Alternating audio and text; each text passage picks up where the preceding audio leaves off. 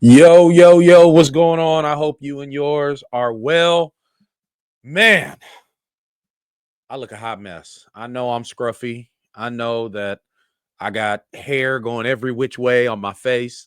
Don't judge me. It's all right. I'm about to get a haircut. But I just had to make this recording because this is burning in my soul, burning on my heart. And it's something that I've actually talked about before. Now, before we go forward, you know what to do. Please like, share, subscribe. I'm trying to build this channel. I'm working tirelessly to pump out good content. So if you find any of this fly in my office, if you find any of this to be valuable and beneficial, like, share, subscribe. Even if you don't find it to be valuable and beneficial, and you just want to be a troll, like, share, subscribe. I had to make this video. Um, it is Saturday today, and Saturdays are typically busy for me because Sunday is church, and Saturday is usually spent by me preparing and getting ready. And I knew that I was going to record this, so I did a lot of preparing last night, and I wrapped up my sermon minutes before I recorded this because it was important for me to get this out there. And I try to have my priorities in order, so I'm never going to opt for doing a podcast over preparing the Word of God for the people that I pastor to hear. But I'm done with sermon prep, and so I now have a little bit of time before I take my baby girl to go see Minecraft. I have a little bit of time to address this, and this is something that I've talked about before. As a matter of fact, here on my YouTube channel, there is a video entitled "Dr. George Parks is 100% right," and in that particular video, I talked about the statement that he made along with his church, the Metropolitan Baptist Church, regarding the preservation of our history in the face of the attack upon our history by this current administration. So I've talked about this already, and I'm back to talk about this again because it is important. And honestly, I was motivated by a story that came across my feed. Was it Thursday? Yeah, this was Thursday.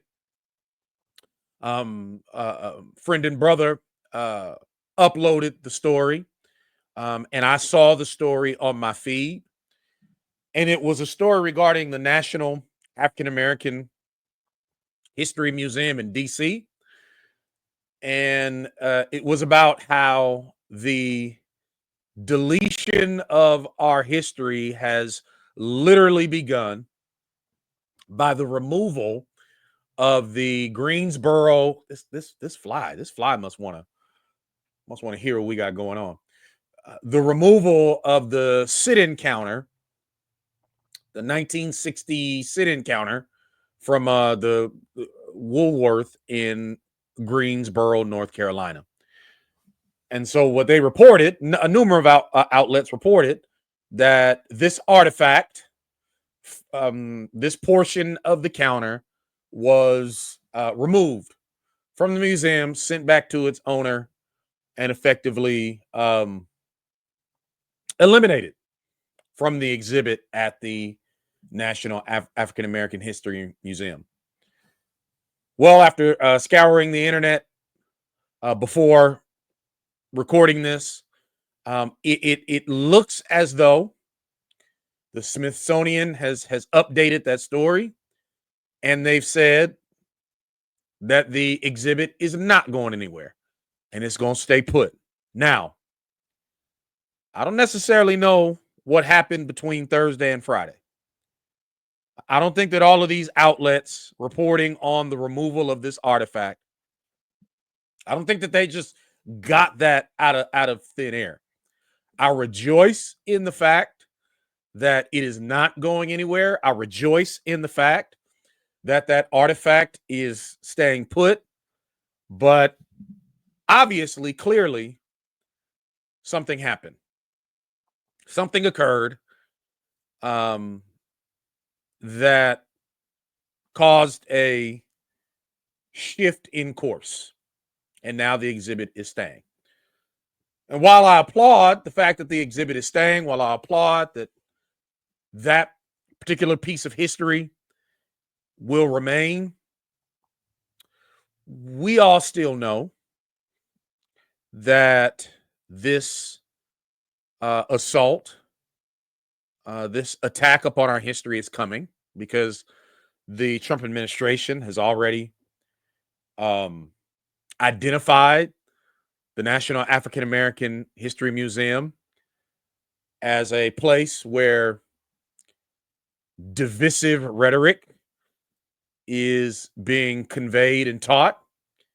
We already know that Trump has ordered his vice president, J.D. Vance, to seek ways to alter and or change completely the message, the true message that the museum is attempting to convey. So while there is a little bit of good news around this particular artifact that seems to be staying put for the moment, we know what the intentions of this administration are. As a matter of fact, I don't know if you know about the um, executive order that Trump signed, I want to say either earlier today or yesterday, where he eliminated a civil rights era provision. This was a part of the Civil Rights Act, the disparate outcomes theory, I believe it's called. That really, I don't have time to go into the theory in depth, but ultimately it was codified into the Civil Rights Act to ensure that people weren't discriminated against in housing and other areas. Well, Trump signed an executive order eliminating that. So he's effectively dismantling the Civil Rights Act. And we know that his assault upon the National African American Museum, it's coming. And again, we don't know what happened with this particular artifact. Why? There are reports that it was removed, and then just a day later, oh no, not removed. It's there. We don't know. We don't know what happened. Now, let me just say this. I'm gonna say a couple of things. I do not want my channel to turn into a political channel. I am not a political commentator. Um, I have no desire to sit down and debate Ben Shapiro, Candace Owens. Just that's just not my thing. And the reason why is because I am not a Democrat. I know that I rail against Donald Trump and the Trump administration. I know that, and you know that I believe that a vote for Donald Trump was a betrayal of minorities in this country, particularly Black people, and really a betrayal of Christian ethics and Christian morality. But that doesn't mean that I am a Democrat and that I am advocating for the Democratic Party. Of course, there was no way in the world that I was going to vote for Donald Trump. No way in the world. I am a never, ever, ever Trumper. I will never vote for Donald Trump. But that doesn't mean that I would never vote for a Republican. And so this platform is not about trashing the Republicans and lauding the Democrats. This podcast is about speaking truth to power and addressing issues that impact the Black church or addressing issues that call for the Black church's response and engagement. So this is called Black Church Chats. My ministry is called Black Church Empowered. So I address things as they relate to the Black church. I'm not gonna sit up here and talk about politics or politicians in every broadcast. This issue, the assault, the attack upon our history, yeah, this is something that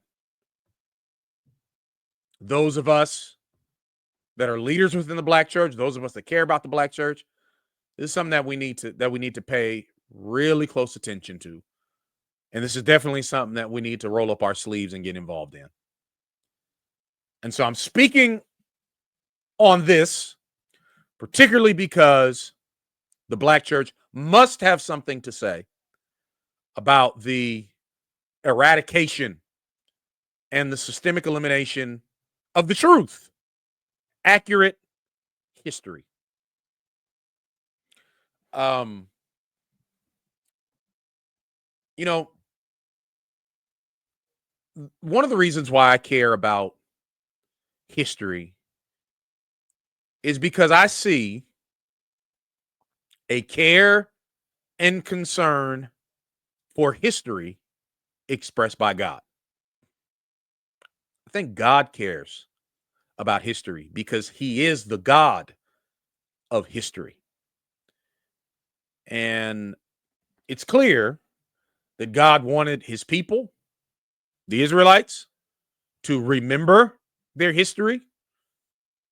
He set things up intentionally so that they would be forced to remember. And it was strategic. God knew that if the people remembered their history, they would remember the God of their history. If the people had historical remembrance, they would connect the dots and they would see the hand and the providence and the goodness of God in their historical background. And so we should, and when I say we, I'm including non-Black people. I'm including people outside of the Black church. When I say we, I'm talking about believers, period. We should care about history and the accurate portrayal of history. Because the entire story is God's story. Not just the portions and the parts that make us feel good, but the entire story is God's story. And we shouldn't want a truncated history. We shouldn't want to romanticize history. We should not want a Eurocentric history. We should want history, the truth. And so we know that Donald Trump is coming after our history. He's already identified the National African American Museum in DC. They're coming after that. That's a precursor to what I believe will be a systematic elimination of things like holidays. I think Juneteenth is in jeopardy. I think the Martin Luther King holiday is in jeopardy. I think, you know, already I have a friend that's a chaplain. And before Trump, my chaplain friend, during Black History Month, He was able to host Black History events on base. He was able to do Black History workshops on base during Black History Month. Not anymore. Not as a result of the assault, the attack on DEI. So it's coming. As a matter of fact, this friend of mine, he invited me out to the base a few years back during Black History Month to talk about the Black church and the civil rights movement. 2 soldiers. Not anymore. I talked to him recently and he said, nope, can't do it. And so we know, we see, we understand what's happening.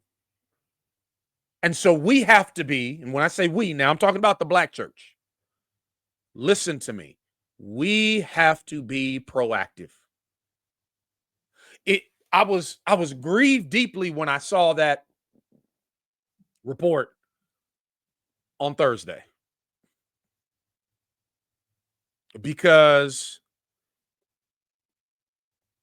when I survey the landscape and look at what's going on within the Black church, I don't think we're ready. And I knew that if artifacts were already being removed, then we'd have to go into reactive mode and react to these moves being made by the Trump administration. And it's never, I'm not going to say it's never. It is often the case that being reactive is a bad position to be in, because that puts you behind the 8 ball. That puts you in catch-up mode. The best case scenario is for us to be proactive. The best case scenario is for us to strategize, put together a plan, implement that plan before artifacts are removed, before Juneteenth is rolled back, before the Martin Luther King holiday is eliminated. It is time for the Black church to proactively prepare for this administration's assault upon truth in Black history. And so when I saw that that article regarding the removal of the lunch counter, my little thumbs went to work on my little cell phone, and I created a post that I put up on Facebook. And in that post, I talked about things the Black church needs to do to proactively combat this administration's assault upon truth and history.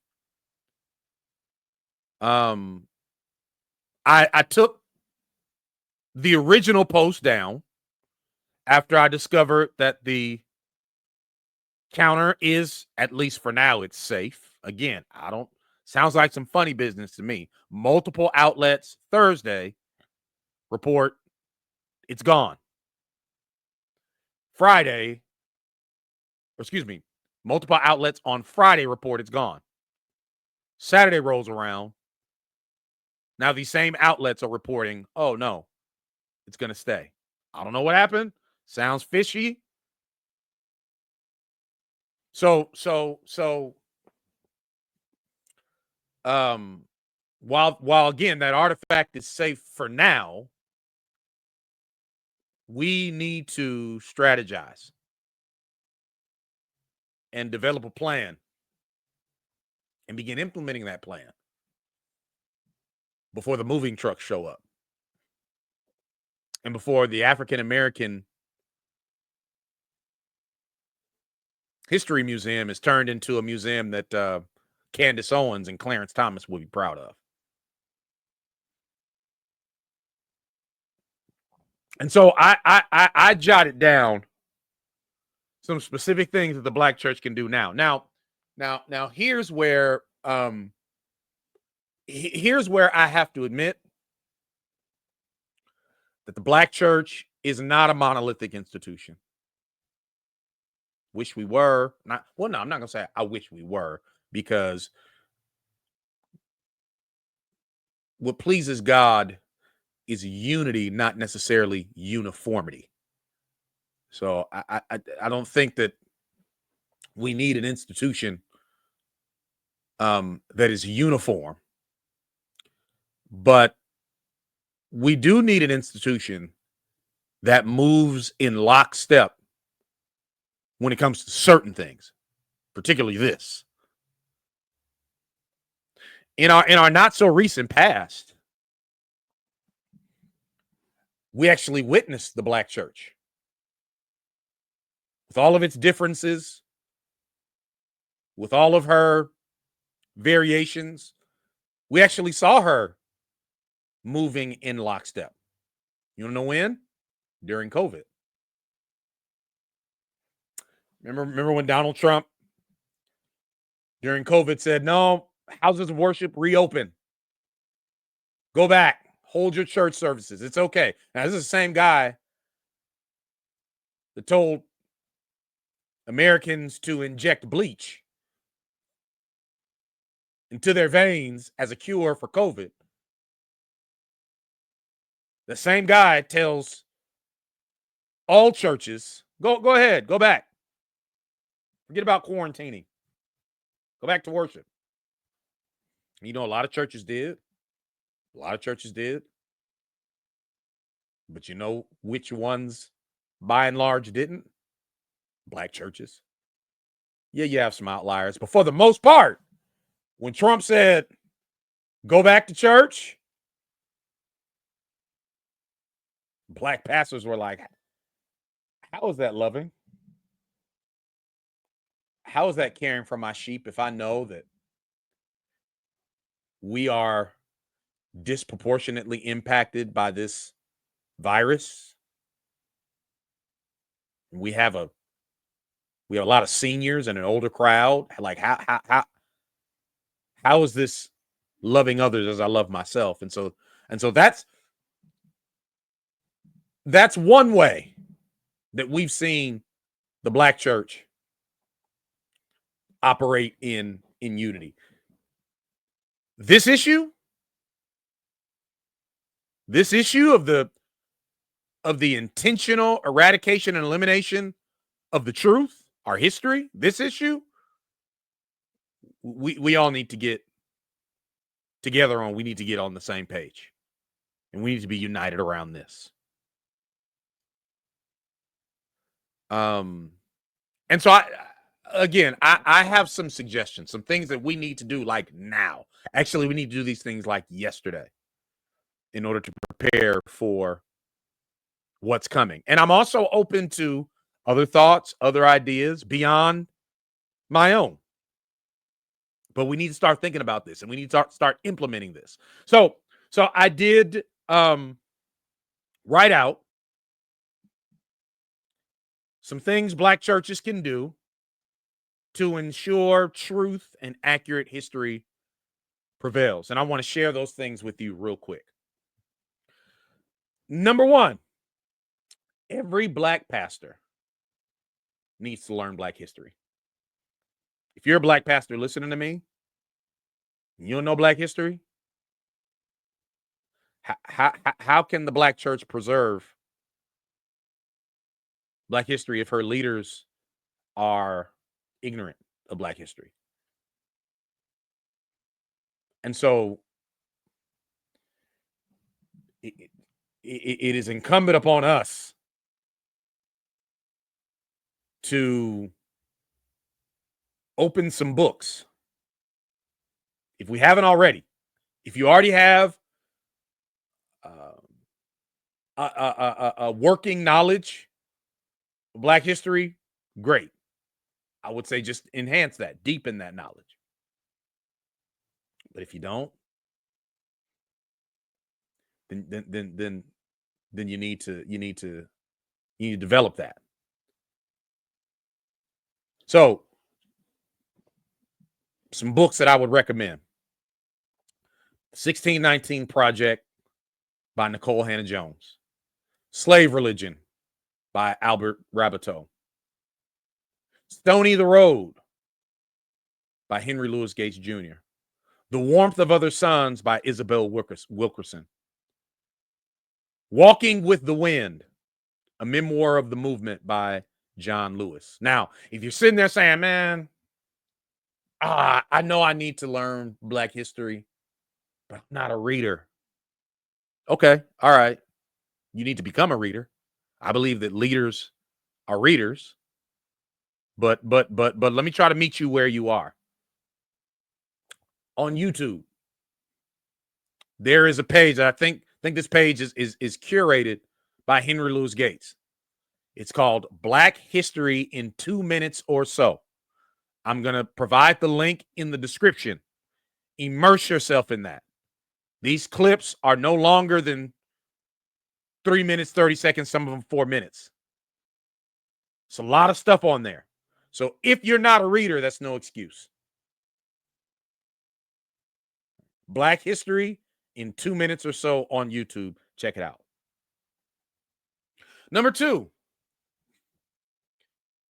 if you have extra space at your church, consider creating a museum. Use a wing of the church to hang pictures, display artifacts. Replicas are okay, and present exhibits. So you know those big, beautiful church buildings? They don't have a mortgage, they're paid off, and they have all this extra space and nothing going on. All these auxiliary rooms and just a whole lot of emptiness. Well, here's an opportunity to put some of that space to good use. Clear out the cobwebs. And it's easy. You see behind me? You see the pictures behind me? Did you know that some of them, like the one over here, down at the bottom, her. Amelia Johnson. That's a Word document. I printed that on paper and put it into a frame. Not just that one, but I think all of them are pictures formatted into Microsoft Word and then printed out and put into like a $5.99 frame, $6 frame. You've got all this space, all of these rooms. Create a museum. Put some pictures up. Get some artifacts. And again, I said that replicas are okay. Make these spaces of education and learning. That's number 2. Number 3, consider holding Jeopardy-style Black History quiz competitions in which the youth in your church compete to win prizes. Include other churches you're in fellowship with, and at the end of the year, host a Black History Bowl where youth from various churches compete against one another. So there's something similar to this regarding biblical knowledge called the Bible Bowl. But we need a Black History Bowl. And we need our young people learning and engaging in a fun way. And so if you have youth at your church, why don't you put together a team? And of course, have them compete against one another initially, have them hone their skills. And then if you're a part of a Baptist association, Baptist convention, and you have some type of say-so pool, whatever, take what's going on in your church and invite others into it. Make it a competition. Your church against your sister church. And then on and so up the ladder. This is a way to ensure that our young people are learning Black history. And then at the end of the year, do some big old thing where the teams with the best record, they have some type of tournament or something like that, and awards and prizes are given. I think that would be fun for some young people. I know some young people are like, but some young people would really enjoy that, really love that, and it'll be helpful and beneficial for them as well.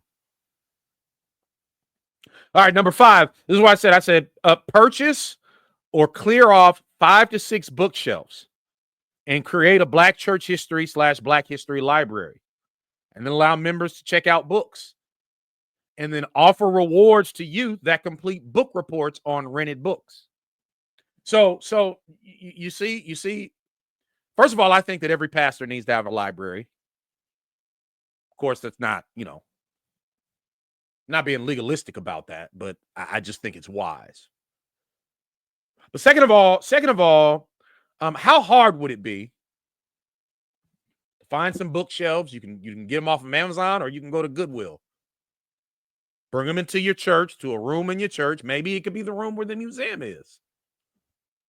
And then buy some books. You can buy used books off of Amazon. You can go into, as a matter of fact, in the city of Pasadena, about 30 minutes with no traffic, 30 minutes from where I am now, there's a Goodwill book distribution center where you actually can go in there and buy books, and they've got tons of books. Some of the books cost 50 cents, 60 cents. What if you went on a Goodwill hunt one weekend, where you went to every Goodwill in vicinity, and every book, worthy, notable book on Black history, you spent so that you can build this library? And then remember, when I was in elementary school, we had something called Book It. Remember Book It? Well, Book It was a program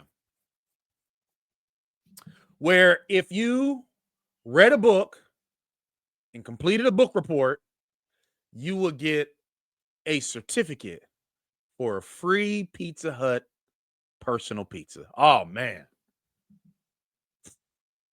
Boy, I used to devour books so I could get that pizza. I used to be all over them books so I get that pizza.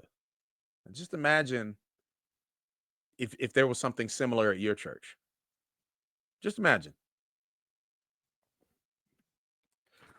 All right. The 6th thing I said was interview the seasoned saints. So here at our church, we call all the adults in our church that are 65 and older, they are seasoned saints. So what if you got with the seasoned saints in your church and you interviewed them about their experiences and their recollections of life? And then you created a book of their memoirs. Oh, first of all, how honored would your seasoned saints feel? How valued would they feel?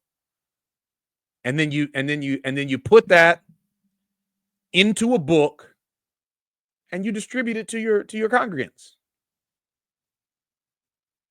so they're able to read not just detached, disconnected history, but they're able to read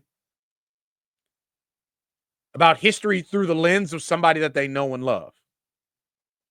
And then lastly, I said create a book club in your church and make sure they read books about Black history regularly. Here here at New Congregational Missionary Baptist Church, we have a ministry called the Branches of Wisdom Book Club, and they read books, and then they meet to discuss what they've read, and it is a phenomenal ministry. And yes, I have advised them to include books on Black history in their repertoire. And they're actually right now, I think right now, they're actually reading one of my books, which is chock full of history. So these are just a few examples. Maybe you're listening to me right now and you're like, I got an idea. Put it in the comment section. Post it on Facebook. Let's idea share. And then after we idea share, let's be about the business of implementation. Proactive movement. Because it's coming, y'all. The avalanche is coming. And when it comes, we do not want to be caught with our pants down. We do not want to be caught lacking, as they say.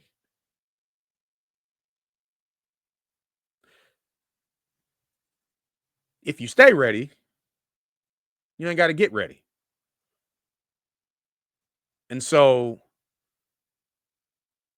this is where I pray that Black churches far and wide will hear this and heed this. As a matter of fact, please, ma'am, please, sir, share this broadcast.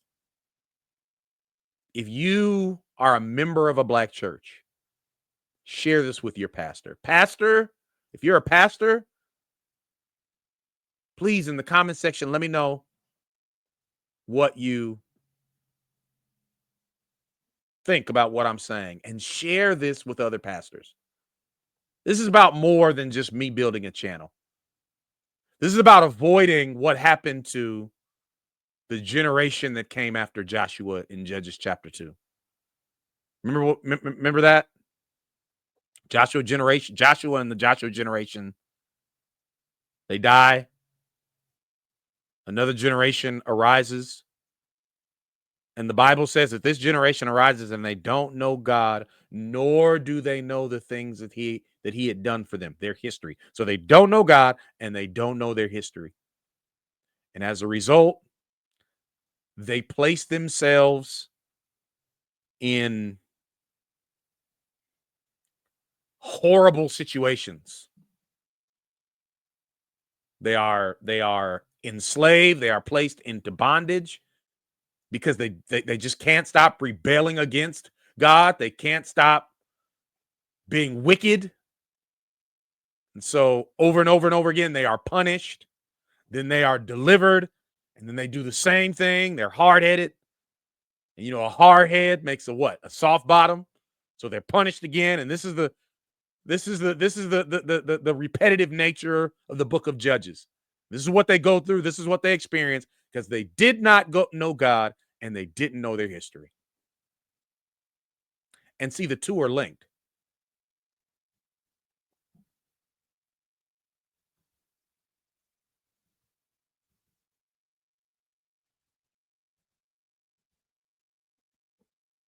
I'm sorry, y'all. A little bit of a glitch. A little bit of a technical difficulty.